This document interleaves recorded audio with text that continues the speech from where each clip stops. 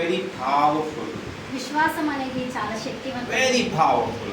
చాలా You శక్తివంతం. can speak to the situation.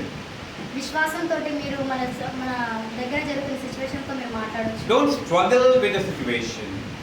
మీకు వస్తున్న శ్రమలతోటి మీరు బాధపడవద్దు. Don't fight with the situation.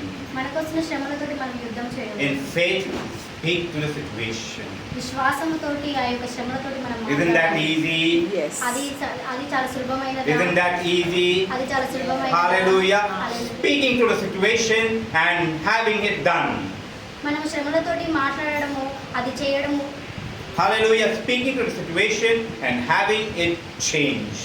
మనం శ్రమలతోటి మాట్లాడడం అనేది అందులో మనం మార్పు తీసుకురావగలం. How beautiful. ఎంత మంచిది. Then why are we struggling?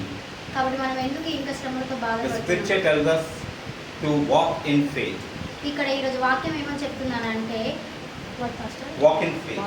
విశ్వాసంతో నడవాలి. Amen. Hallelujah. So I want us all to walk in faith. కాబట్టి ప్రతి ఒక్కరు కూడా విశ్వాసంలో నడవాలి. Don't let the enemy look at the children of God and laugh at them. అయితే సాతానుగాడు దేవుని పిల్లల్ని చూసి నవ్వుతాడు. Don't let him laugh. నవ్వకూడదు. నవ్వడానికి మనము ఆస్కారం ఇవ్వకూడదు. Hallelujah. When will the devil laugh at us? ఎప్పుడు సాతాను మనం చూసి నవ్వుతాడు? When we feel we are weak and when we look at situations and we begin to cry, when we begin to complain, the devil laughs at us. He says, look at the children of God. They are crying in worry, they are crying in pain. They have no faith. They are not following the word of God.